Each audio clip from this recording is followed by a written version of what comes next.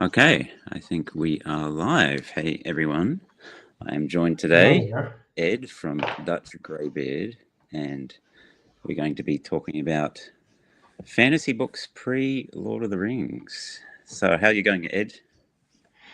Hi, Nev. I'm doing just great, man. It's very nice to be on your channel.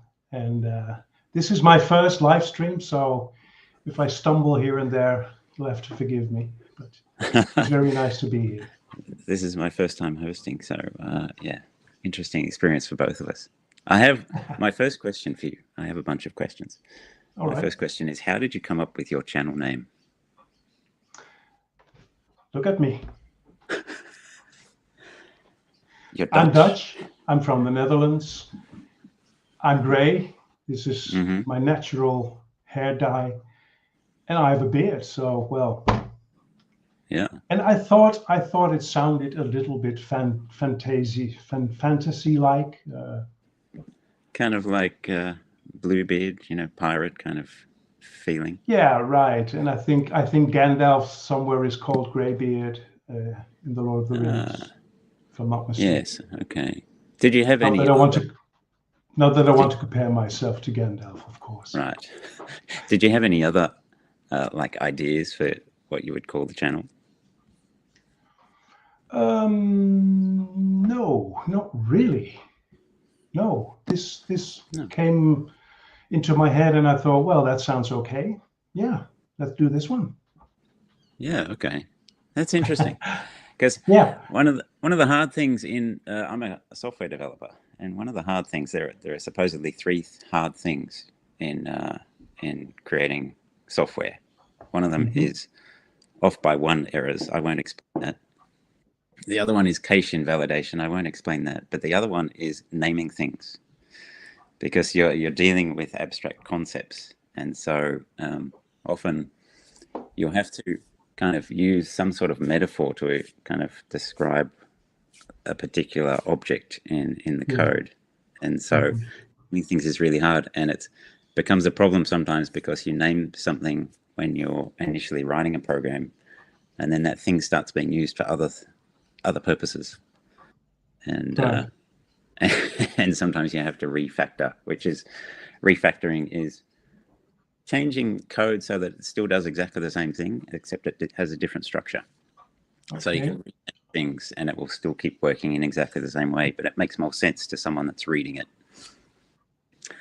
Anyway, that's all to Yeah. say. Okay.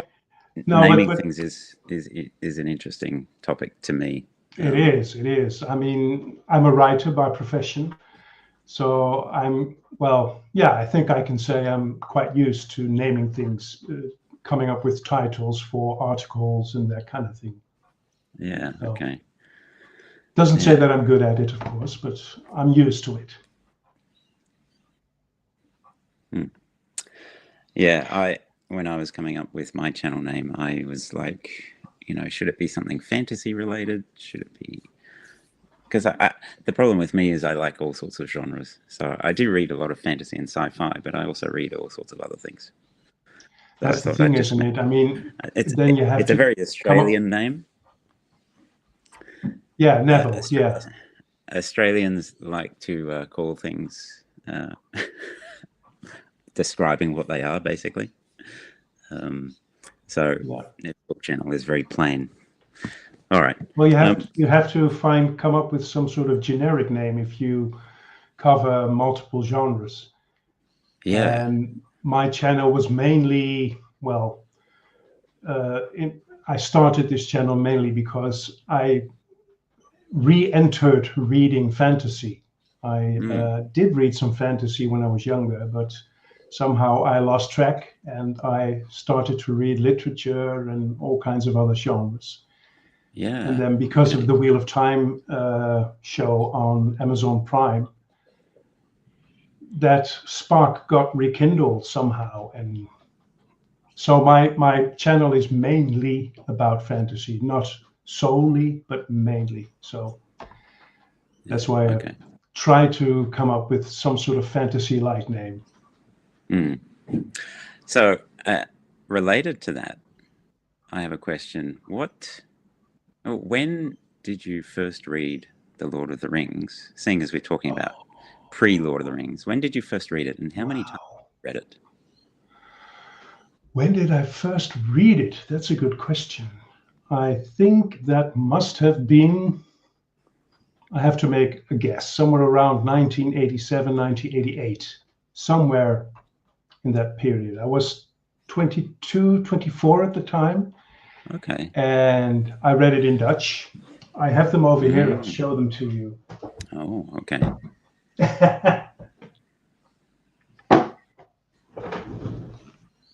These are the Dutch versions. Can you see them? Yeah. Wow. Okay. It's called In de Ban van de Ring. There are three paperback books, and I read these, I think 1988, let's say 1988, and I read these twice. And after that I had learned to read English, and I bought a copy. It's not in this room, so I can't show it, but I bought a copy in one volume, all the three books in one volume. Right. And I believe I must have read that twice as well. So, but okay, at the moment, as we speak, I'm listening to the audio by Andy Serkis. Oh, okay. Andy Serkis. So, yeah. All right. Just finished The Hobbit. Absolutely fantastic. Great. And I'm in the first book now, The Fellowship of the Ring. So doing it for the 5th time. Okay. We've got some people in the chat, actually. Can you see that, Ed? There's BJ. Hi, BJ. Hi, BJ. And Andy. How you going? Hi, Andy. And Andy said he first read Lord of the Rings at secondary school in the mid-1970s. Well, you're in good company there. I read Lord of the Rings for the first time when I was 11 or 12. So I was in, year 6 in Australia. So that was 1981, I'm going to say. I know how old I am. Yeah, so I the funny thing is I'm sure I read The Hobbit before it, but I don't have a strong memory of reading The Hobbit, but I have a strong memory of reading The Lord of the Rings. And, of course, probably at the age of 11, most of it went over my head. But anyway. That's a very young age to read, I think. Perhaps not for The Hobbit, I don't know really, but for the 3, well, they're pretty big books. Yeah. I think it's a young age, but it is a young age. It's different for everyone, I guess. I read it recently, about 6 years ago, and that was only my 2nd time. And I think I got a lot more out of it. But I do want to read it again, because since then I've read the Silmarillion, and I'm reading through that History of Middle-earth. And so there's all this backstory that I now know, and I know is referenced in the book. So I'd like to read it again, and then I'll be able to understand bits. I tried reading the Silmarillion as well in Dutch at the time. I didn't go through it. I believe it's in the same series. Oh yeah. And I believe I got to about page 100 or something like that, and then I thought, I don't understand of this book. So is that, I'm very sorry. Dutch or English, that one? It's Dutch. Dutch. Wow. It's hard enough in the English. Yeah, right. Sorry? Yeah. It's hard enough reading it in English. I can't imagine reading it in translation. That must have been quite a task for the translators. Andy, you had The Hobbit read to you in year 4. That's interesting. We actually did, funnily enough, we did The Hobbit as an English text when I was in year 7. So I had already read it, but then we did it in school. And so I had read it before that, because generally you don't enjoy reading novels in school. No, you try to avoid that. Yeah. All right. So, but I have to say, just on a note, the movies by Peter Jackson, they sort of got in the way of the books. I'm now doing the audio, and I Yeah. find so many things I'd completely forgotten that are not mentioned in the movie. Yes. So the movie really took over in a way. Yeah. Well, there's the whole extra Hobbit, Fatty. Oh yeah. Oh yeah. Whereabouts are you up to? Have you reached Tom Bombadil? Yes. Yes. Yeah. Yes. Okay. They just left Tom Bombadil, and the way Andy Serkis does that is amazing. Absolutely amazing. Yeah. Okay. I should get a hold of that. I saw something from BJ passing. Oh yeah, BJ. He's saying English is a translation for you. Do you generally, absolutely. even now, if there's a Dutch translation, do you prefer that over reading the English? No. That's a long. On the contrary, it irritates me and annoys me. Right. I mean, most your of the English time. is perfect, so it's good enough. But it's good enough. That's a typical European saying that. Yeah. Anyway, no, it most of the time it annoys me because I find the translation always lacking here and there. So no, it's a long time since I read an English book in a Dutch translation. Yeah. Okay. Yeah. Do you read any other languages or speak any other languages? No, I did. No. I did French, Latin, and German in school. Right. I did only one term of German, 2 years of Latin, and 4 years of French, but it's all gone. It's too bad. You know, I can pick up words, but there's no way I can speak it. Yeah. Languages are you don't use it, well, you lose it. Over here, we grow up with English, so it's very easy to pick it up. So we are talking Phantastes and the King of Elfland's Daughter. So I've got this one. That, yeah, your copy by George MacDonald. It's an omnibus. King of Elfland's Daughter by Lord Dunsany. Now, so what do you know about pre-Lord of the Rings fantasy? Surprisingly little. Nothing really, apart from these two books. The only thing I know is that people say that the genre of fantasy may have started with Beowulf. And I couldn't say. I'm not an expert. I'm, merely a reader. And when I started again reading fantasy, I was so curious about where the origins of the genre lay and what the fantasy was like in those days. And I think we could restrict, or I could restrict myself to the modern fantasy, starting 1800s or somewhere around there. I don't know. Yeah. And the first name I came across was George MacDonald, and he seemed rather old. Sounds very simple, but he seemed rather old. So I thought, why not give it a go and see what it's like? Yeah, okay. I came to Phantastes because I knew someone that had a bunch of interest in Tolkien and Lewis, and he was getting rid of a bunch of books, and he gave this copy to me because he was getting rid of it, and he read that because he knew that Lewis was influenced by it. So that's been sitting on my bookshelves all these many years. How did you find out about the Lord Dunsany? Oh, just Googling fantasy and trying to find authors who were pre-Tolkien. I'm interested in what influenced Tolkien. By the way, George MacDonald, I have read about him in a small book of C.S. Lewis, and I forgot its title. It's an allegory. It's about a dream of people going into a bus being driven to hell or heaven. That's the Great Divorce, I think. Right, the Great Divorce. That's the one.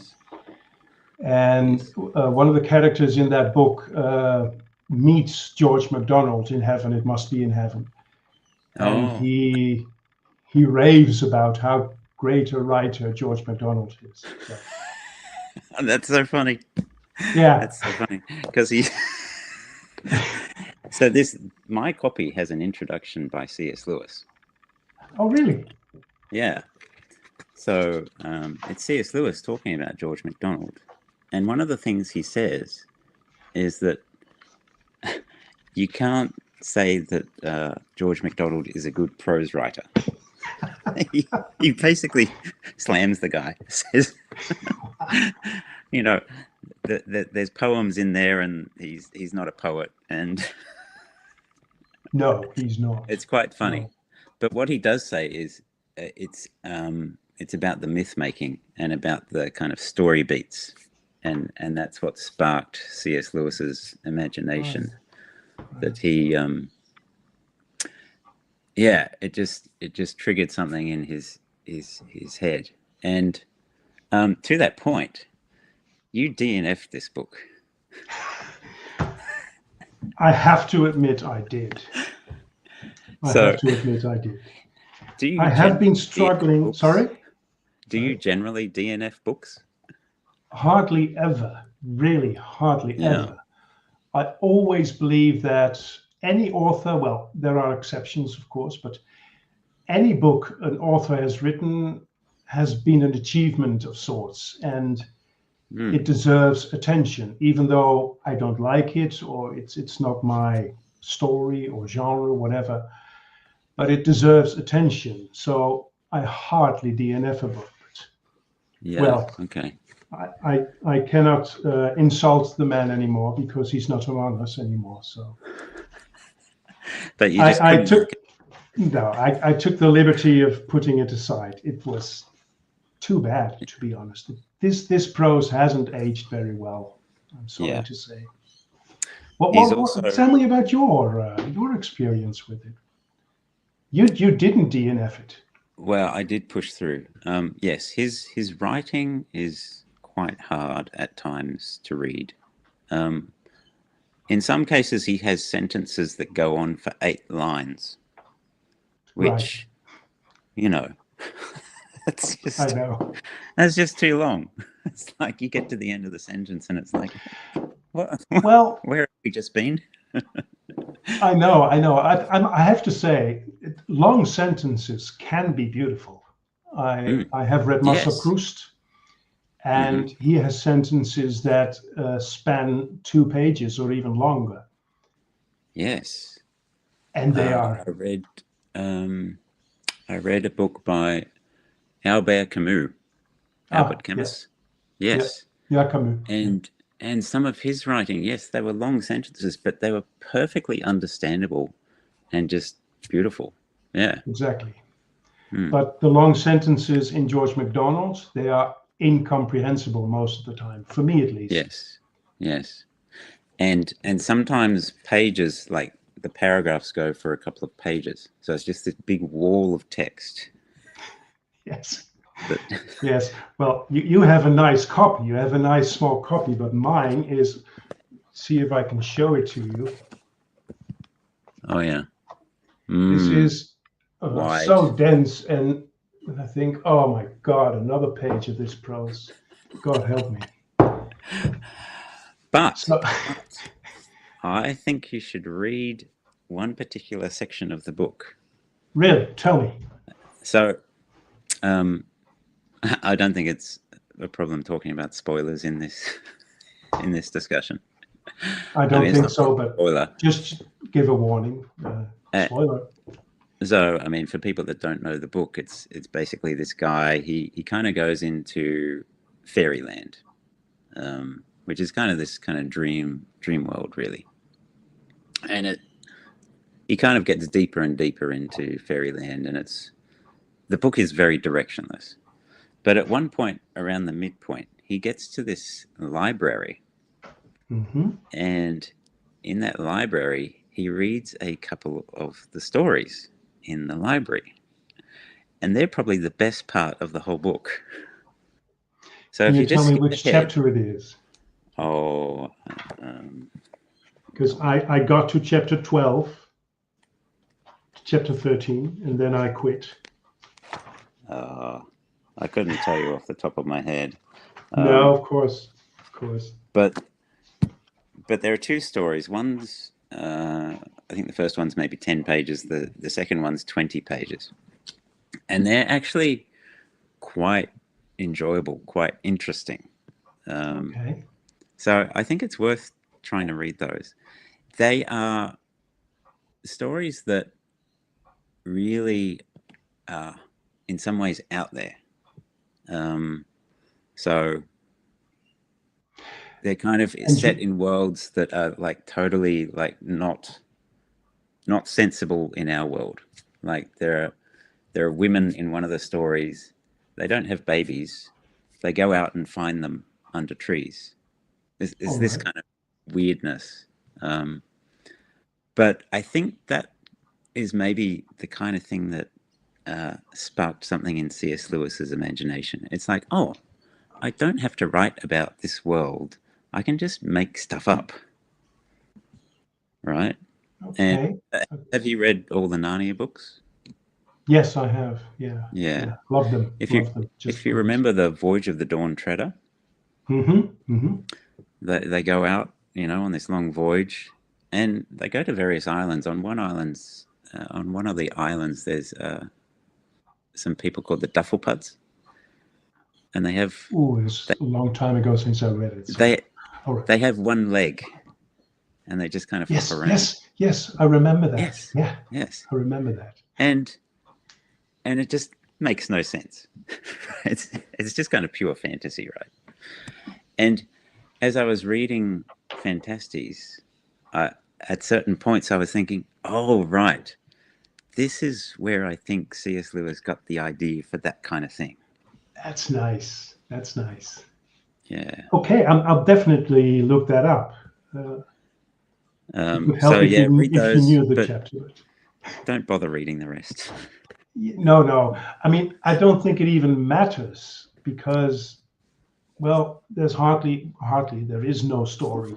For me, at least, I couldn't find a story in the book. So. Yeah, there's a bit of story in, but it's very vague. It's very dreamlike book. Yeah. And I have read that it's considered the first adult fantasy novel. So I think I've read that too. Yeah. And I was trying to kind of figure out why. Do you know about the terms high fantasy and low fantasy? I've heard them, but I really don't know what the distinction is between the two. So people sometimes talk about like grimdark fantasy or epic fantasy. There's the term high and low fantasy was actually coined by Lloyd Alexander, who you've read the Prydain novels. Yeah. He wrote an essay in 1971 where he defined high and low fantasy. High fantasy is basically a fantasy that's set in a totally different world, whereas low fantasy is fantasy that's set in our world. So, for example, Harry Potter is low fantasy, whereas Lord of the Rings is high fantasy because it's totally not our world.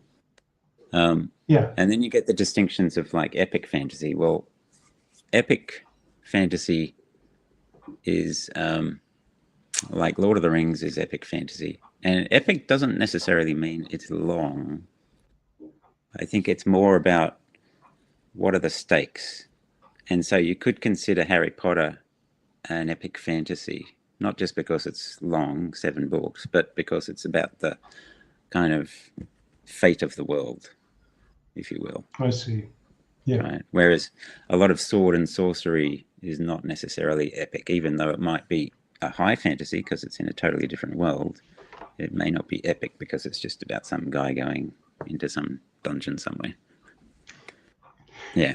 So that's all to say. I think Phantastes is almost kind of the first high fantasy novel because he goes into this other world. Like a lot of things like Beowulf and that kind of thing, even back to the Iliad and the Odyssey, they're kind of fantastical, but they're set in our world. Yeah. So I think that's why Phantastes is considered the first kind of adult fantasy novel. All right, makes sense. Yeah, sure. Good. What is the oldest book you've ever read?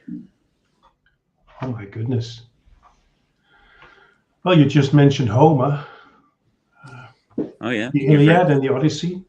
Yes, okay. I absolutely read them, and they're good. They're very good books, and they're easy to read. Yeah, okay. I've got them on the shelf, ready to read. But the old, sorry, once again? I've got them on the shelf, ready to read. Please do. They are so good. They're really good.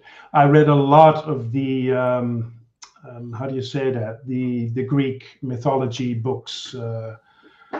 And I believe the books by Homer are one of the first in that. Well, it's not a genre really, but yeah, they're the first. I don't know enough about it to say anything because I might say the wrong thing. So let's not say anything more. But I read Homer. but the oldest book I read is the story of Gilgamesh. Oh, okay. I'd like to read that. Yes. It's very good. And it's mainly good because it's one of the, I believe it's the first book where one of the characters challenges death. Oh, okay. Meaning he wants to live forever. Right. Well, it is the first kind of story, isn't it? I believe it is, or regarded as novel. Yeah. Yes, it's a novel. It's well, maybe it's a fantasy as well. I mean, Homer is a fantasy as well. Of course, it's not high fantasy, but I mean, you've got so many creatures and things going on that are fantastical. So that's fantasy as well. But to answer your question, I think it would be Gilgamesh, the first book, the story of Gilgamesh. Yeah. And I believe it's actually, we don't actually have the full thing, do we? Is that right? There are bits missing. I'm not sure. I should get it out of my book case somewhere, but I'm not sure. I don't know. I really don't know. I'm not an expert on this one as well. I went on my Goodreads, actually. You can go on your Goodreads and click on stats, and then you can see all your books on a graph showing nice. The publication year. Goodreads is not very, very commonly used here in the Netherlands. Oh, so really? Oh, interesting. I don't use Goodreads. Sorry.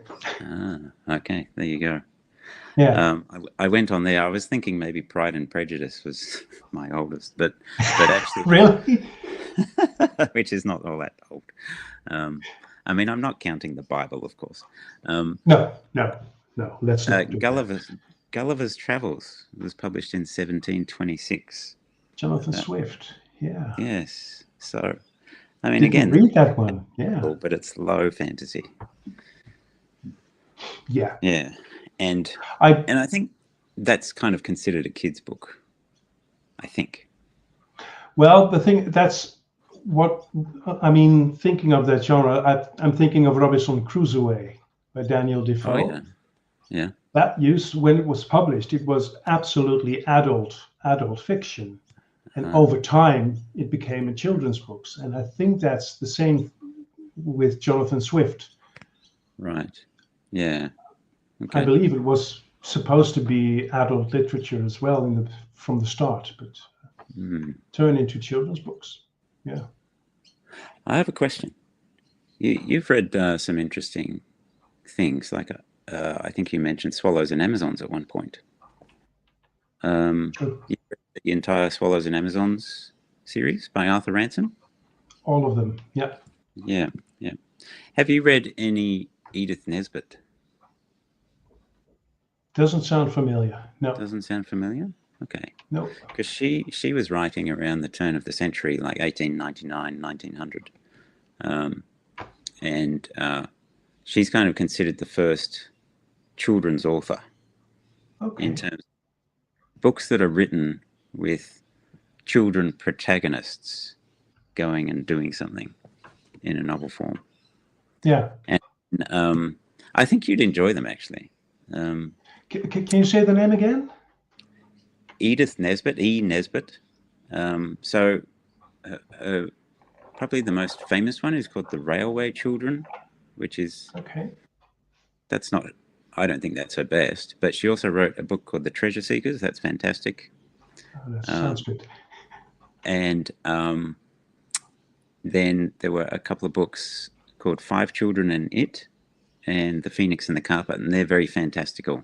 The children Sounds find very this nice. creature and they go traveling through time and to various places. They're great. Good recommendation. By the way, I saw a comment from BJ that he studied Gulliver. Gulliver in college, yeah. So perhaps BJ can say if I'm right, if Jonathan Swift's book originally was supposed to be adult or not, because I'm not sure. He also read Treasure Seekers. Now, wait a second. There's one of the main characters in the Treasure Seekers is called Oswald Bastable. It's the Bastable children. And it's like 7 children in this one family or something like that. And there's a famous author. I'm totally forgetting who it is, who wrote and it's like it has Oswald Bastable in the title for some reason, but it's like some well-known author, but I'm totally blanking out now. Anyway. Oh well. So BJ, you studied Gulliver in college? What degree was that?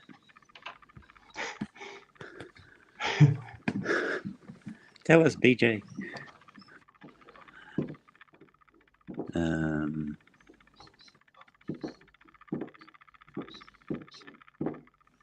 All right. Yeah. All right. While we're talking about other authors, so have you read anything other than these 2 novels that are pre-Tolkien fantasy? No, I don't think I have. I have to think very hard on that one. No, I'm quite sure I haven't. No. Right. These are my only 2 so far, and I just looked up. There's one more author I'm interested in. That's William Morris. BJ came through. Sorry. Oh, William Morris. Hey. Sorry, I'm just... no, it's okay. BJ, as part of an English class, but is Michael Moorcock. Michael Moorcock. Have you heard of Michael Moorcock? Yes, I have. Yeah. Yeah, so he wrote a book about Oswald. That's who I was thinking of.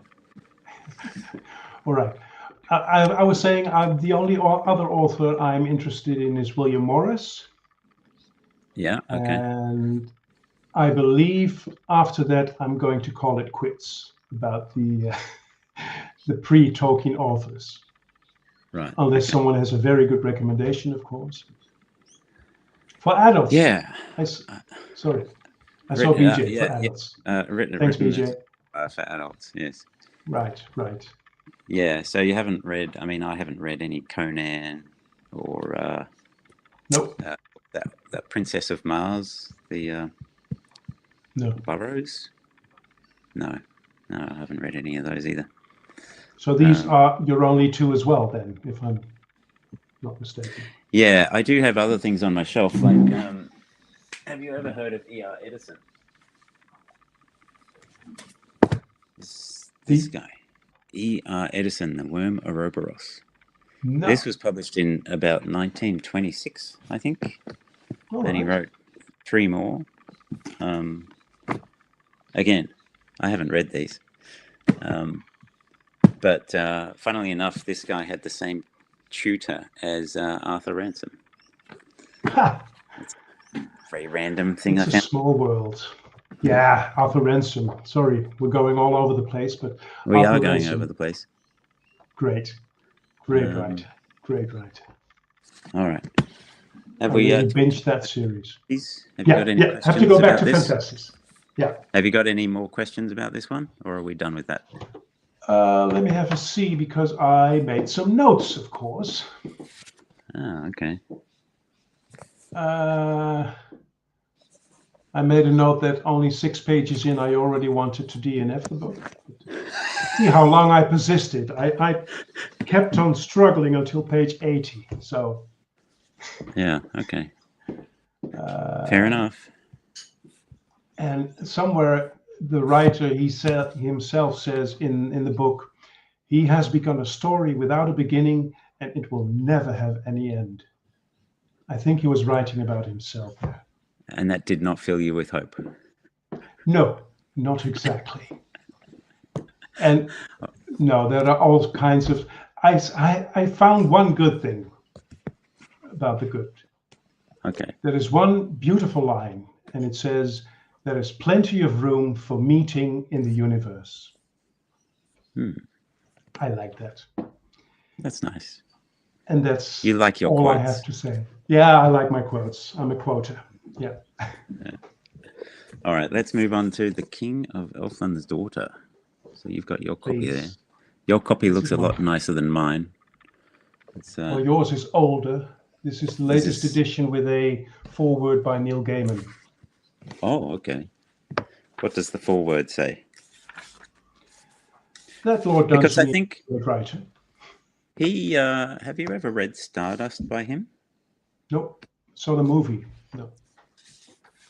I think the movie is quite different. I haven't watched the movie, but I understand it's generally considered to actually be better than the book.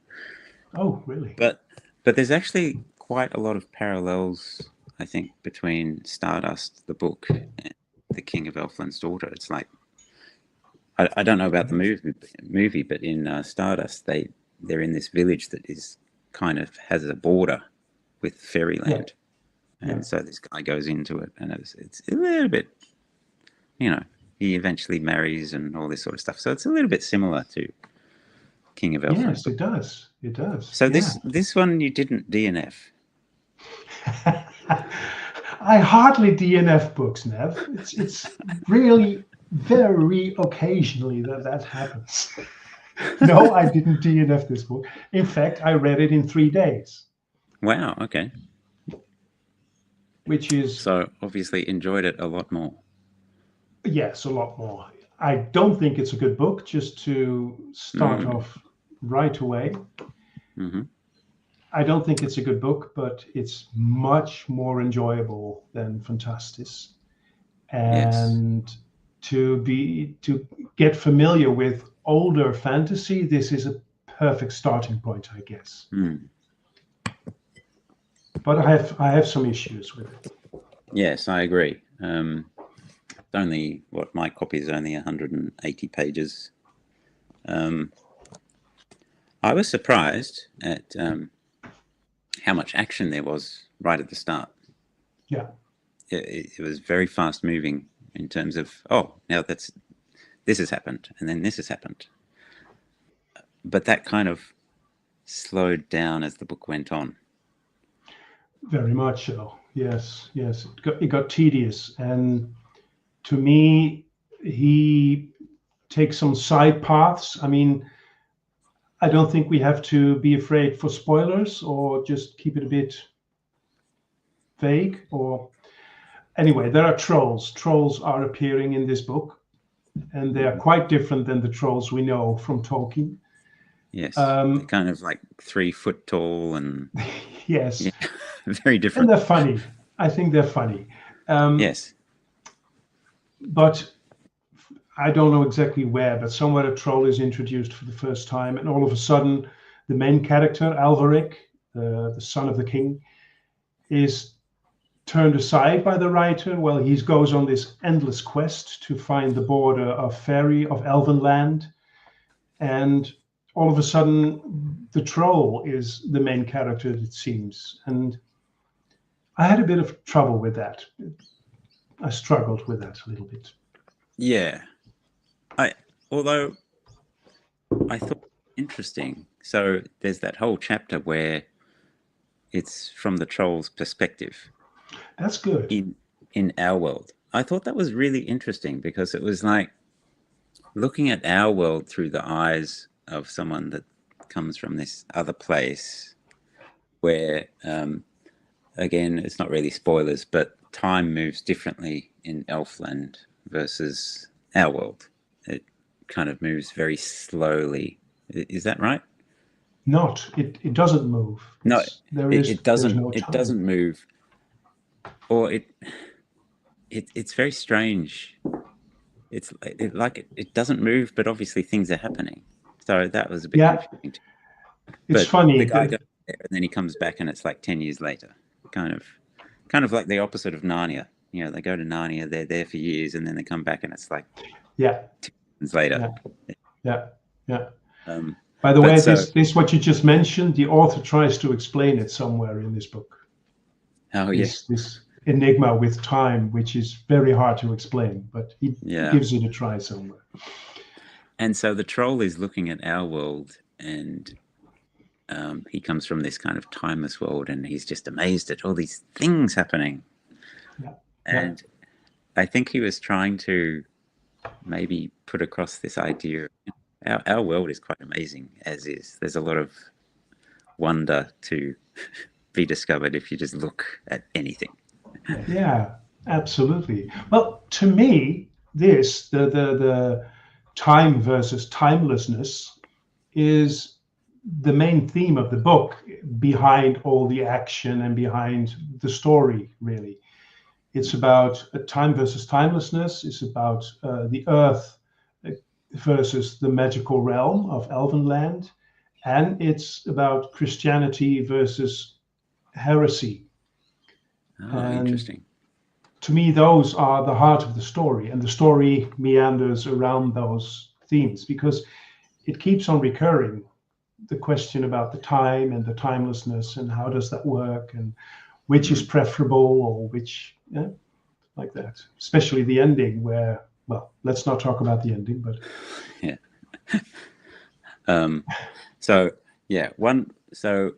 One thing I struggled with was, as it got towards the end, especially the chapters that were kind of set in Elfland, were very vague and long-winded. Did you feel that? Yes, absolutely. Yeah. And I suspect that that's intentional. Yeah. Because it's supposed to be this place. Right. We're supposed to experience the non-existence of time.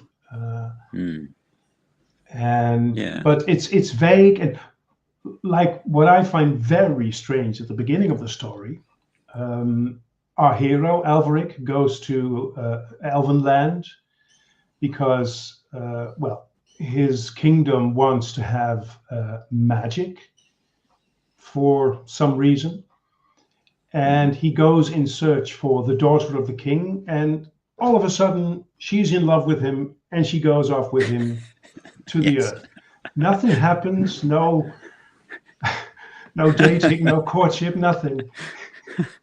Yes, it's love at first sight.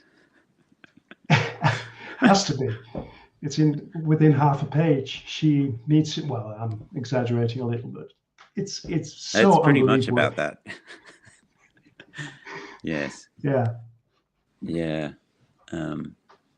What did you like most about this book? What did I like most? I think probably that chapter about the troll. That was a good one. I mean, like you, I think I'd give this book 3 stars. It's interesting, seeing like the roots of fantasy. But yeah, ultimately, I found it a bit unsatisfying in the end, I think. Especially the ending. It just kind of, okay. Yeah. It had to come to an end somehow. Well, he works towards the ending. I can see that. It's not like, well, I have to end this book and let's think of something. I think it was plotted in a way, but it wasn't very satisfying. I agree. I fully agree. But I like the prose in one way. It's very contradictory. I didn't like the style. It's almost every sentence starts with and then, and then, and then, but, and, which if you take notice of it is very irritating. But on the other hand, it's very poetical. He's got beautiful sentences here and there. And that's what Neil Gaiman praises him for, his poetic writing. So it's very contradicting. Yeah. 100 years old now. Right. Published in 1924. Yeah, yeah. I always find it interesting reading some older books and thinking about the language that's used. Like you're talking about the prose in here versus sometimes I read a book from back then and it's like it just feels like it could have been written now. Maybe a better example is Agatha Christie. Have you ever read any Agatha Christie? No, I haven't. No, it's terrible. Okay. No. Probably her best known one is called And Then There Were None. Okay. It's basically people that go to an island and they all get killed off one by one. Of course, yeah. And I'm not sure when that was written, probably the 40s or 30s, 50s, I don't know. But it could have been written last year, except for a few like references to things, you know, like maybe steam trains or something like that. It's written in a very modern style. And sometimes even older books, apparently The Count of Monte Cristo is one of those books that is very readable. I haven't, and that was written years ago. Whereas this one still has this kind of old Englishy kind of vibe to it. Yes. And especially the and then sentences, that's really a writer telling a fairy tale. That's very fairy tale-esque to write in that way. And then the king's son drew his sword, and then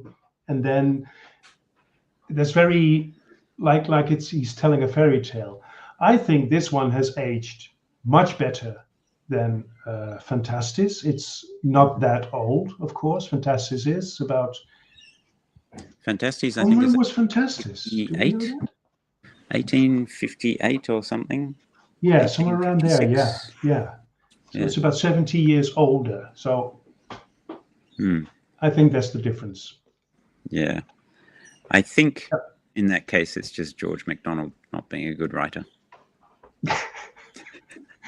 Oh, I find that so very difficult to say. We cannot place ourselves in that time. I mean, if we could, it would probably be just perfect prose. I've read quite some old Dutch books, and 90% of them are just terrible, really.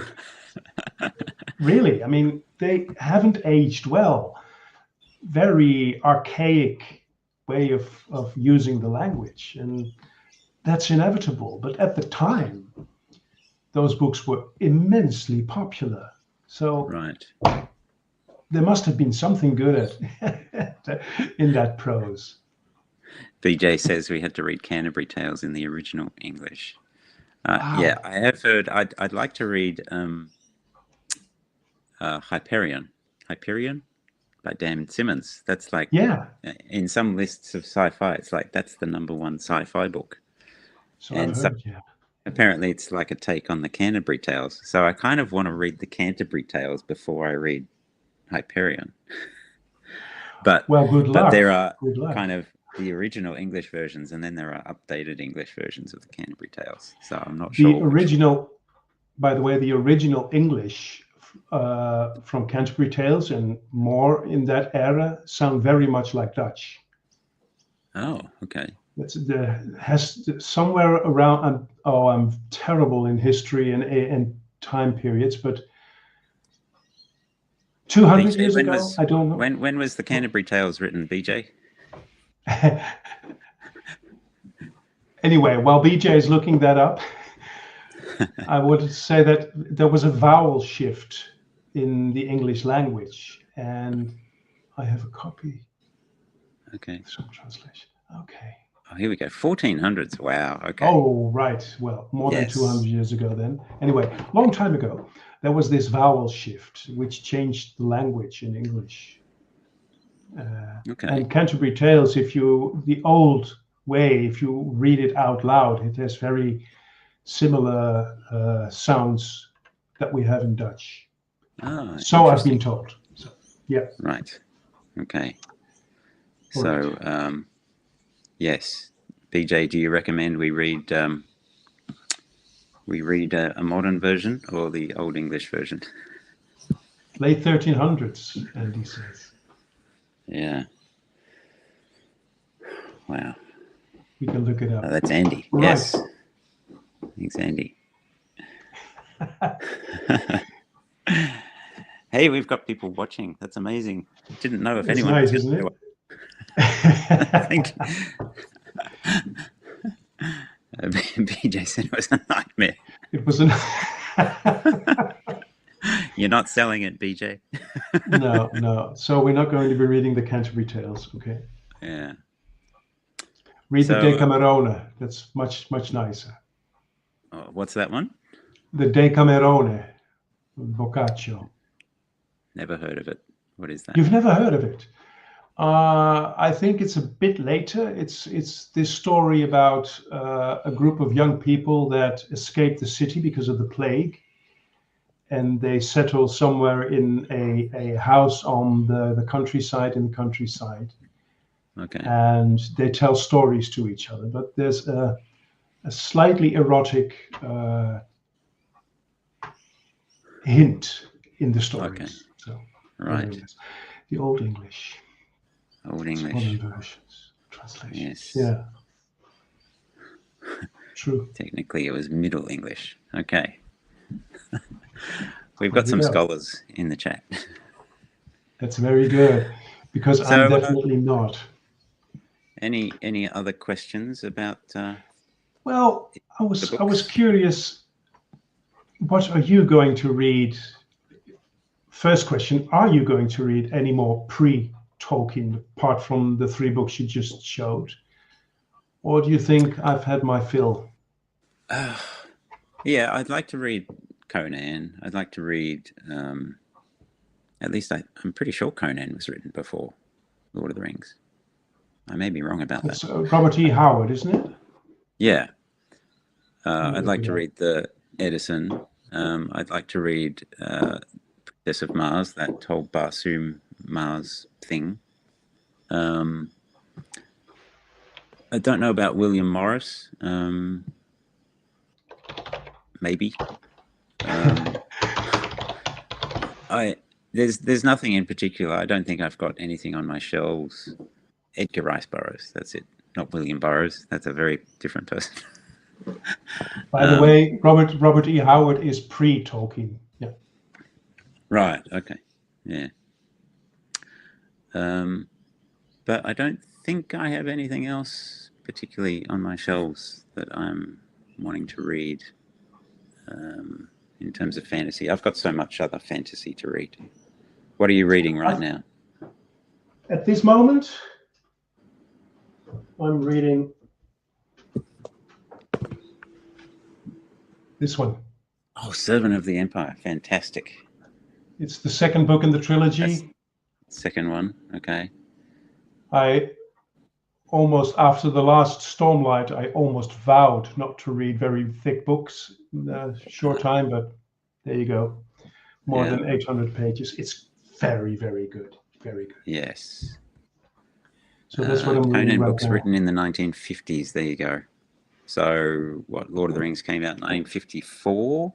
I think the first book came out in 54. No, 32, if I'm not mistaken. No, sorry, you're right. You're 53. 53. Yeah, I'm mistaken. I see here that Robert E. Howard is the author of Conan, right? Yes, that's right. He died in 1936. So. Oh. It's very good of him.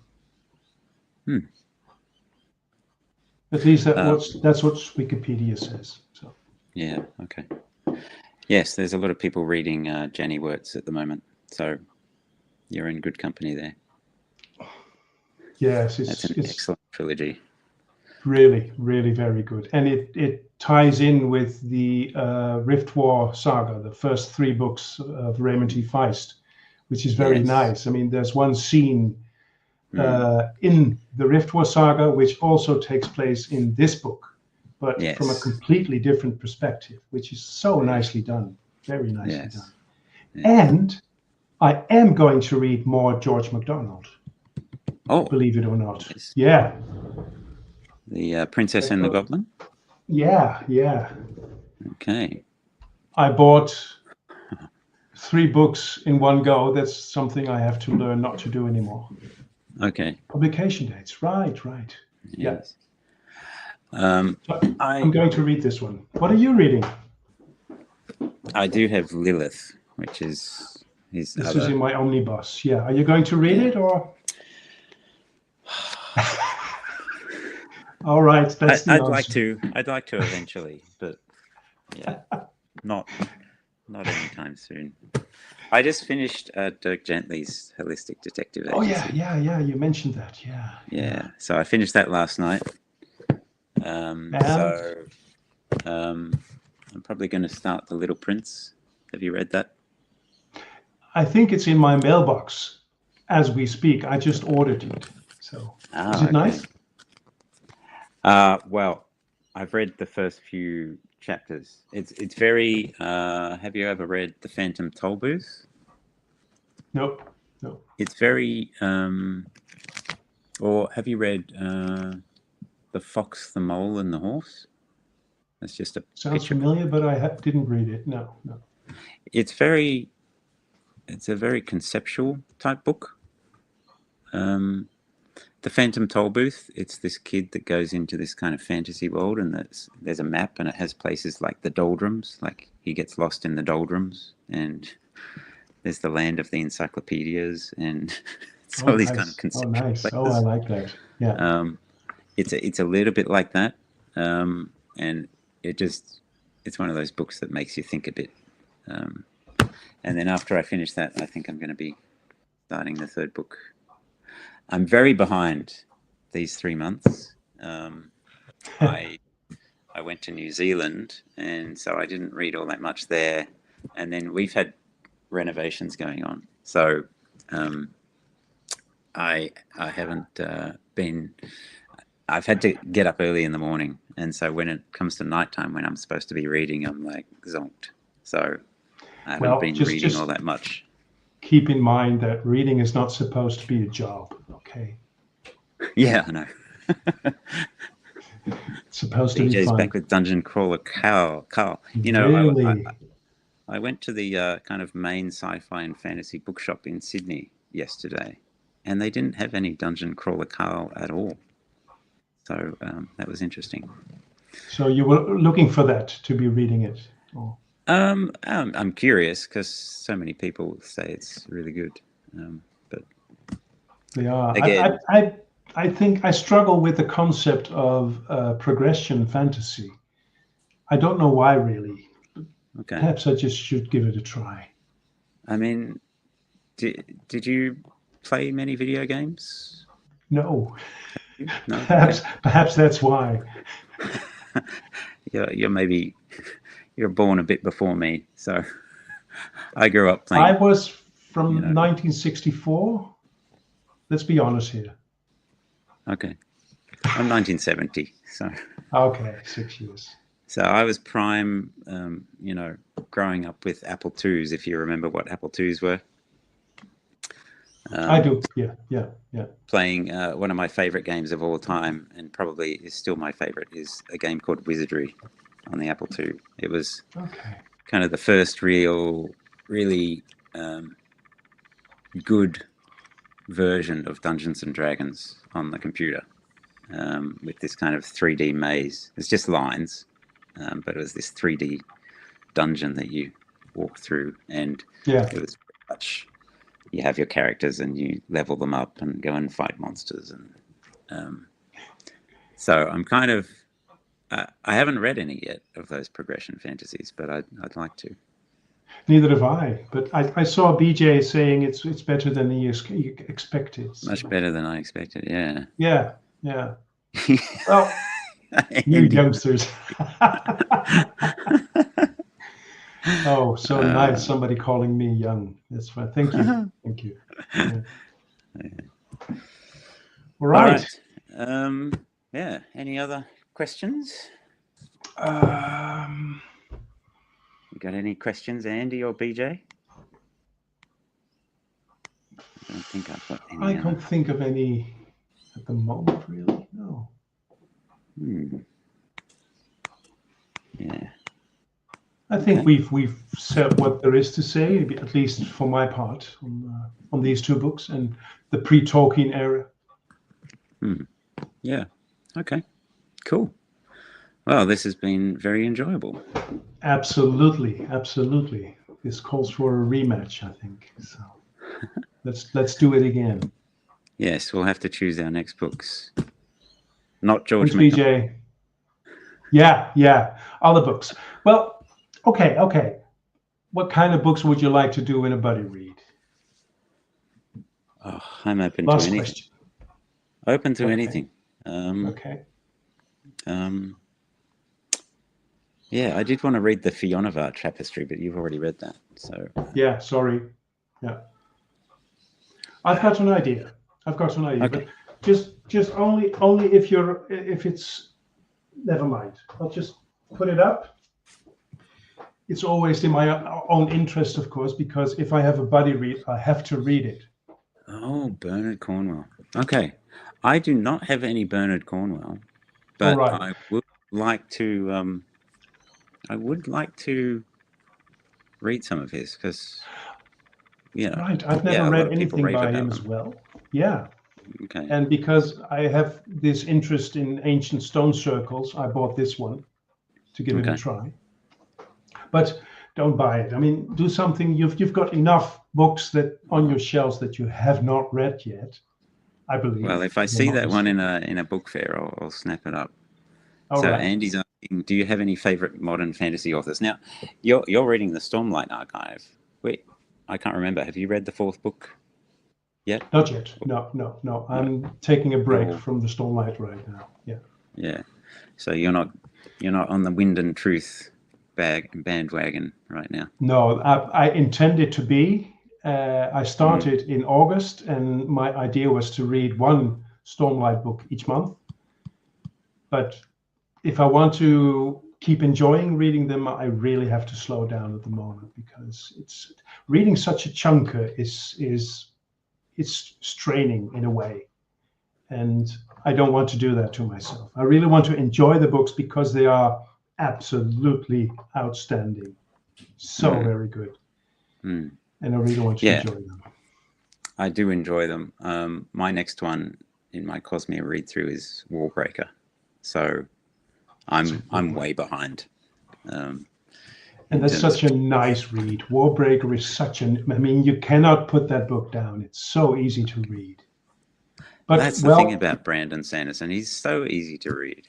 Yeah. Yes, he's easy. Well, I wouldn't say Stormlight is easy to read. Okay. The other books I've read by him so far, yes. Mistborn Era 1, absolutely easy to read. Elantris, easy to read, definitely.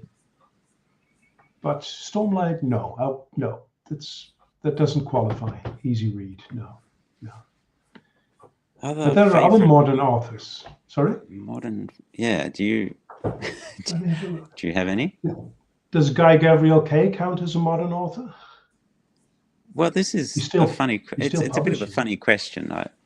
Like he's obviously still writing. He's just published something, but I don't know whether you'd consider him a modern fantasy author.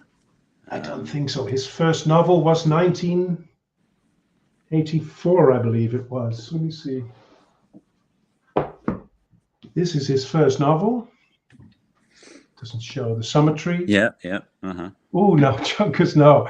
BJ, I know the chunkers are not your thing. 1985, this one. 1985. Okay. I've read Tagana. That's the only GGK book I've read. Okay.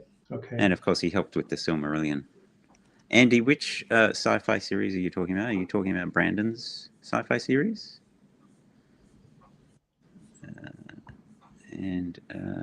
What's this one? Wait a second. Islington, yeah.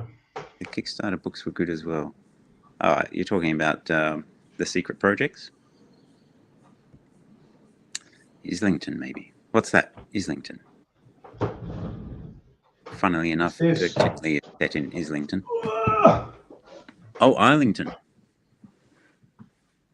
Islington. What's this called? Licanius trilogy. Licanius trilogy. It's going to be next year. Yeah, but I know BJ is. Sorry. Oh, I'm just thinking about modern authors, and I've got. I'm so backed up. I actually have the first two books in Joe Abercrombie's series. Yes, I've got the first three. Yeah. Yeah, so I'm looking forward to reading Joe Abercrombie, but a lot of my stuff is, pretty old school. I grew up, as a teenager in the 80s, so, I started reading Shannara and Eddings and Raymond D. Feist, Terry Pratchett, Discworld in the 90s. So there are all these modern authors that I'd like to get to, Fonda Lee. Yeah, me too. Fonda Lee, right. The Gwyn, John Gwyn, I'd like to read those. I've got the first, The Faithful and the Fallen. I've got them all 4 over here, but still have to read them. I mean, the thing with me is... Eric Stevenson. Oh, yeah, I've got the first few Malazans. Yeah. And generally I get my books secondhand. So Jen Williams. Sorry. Who's Jen you get Williams? them secondhand. I buy new mostly. I've got 6 books by Jen Williams on my shelves. I don't know if they show up. No, they're just out of frame. Okay. Let me get them. And so at these book fairs, you generally don't get anything recent, No. Unless you're there right at the start. Okay. Jen Williams. Never heard of it. Silver Tide. And I've got 3 more. This one is more well known. Oh, yes. Okay. I've seen that. Yes. The Ninth Reign. I forgot what the series title is. Okay. Cool. The Twins and The Poison Song. So, enough to read. All right. Another for my TBR. Okay. Good. All right. Well, it's been very nice doing this. Absolutely. Yeah, it's been a good time. Thanks, Andy and BJ for stopping by. Yeah, thank you. We will see you in the next one. Got All any videos coming up in particular, Ed? I'm working on my plans for 2025. Okay. As you may or may not know, I always script my videos because otherwise it's all the and the ums and the looking for words. So I script them, and I'm working on my script for that video right now. So hopefully within a couple of days. You anything new brewing?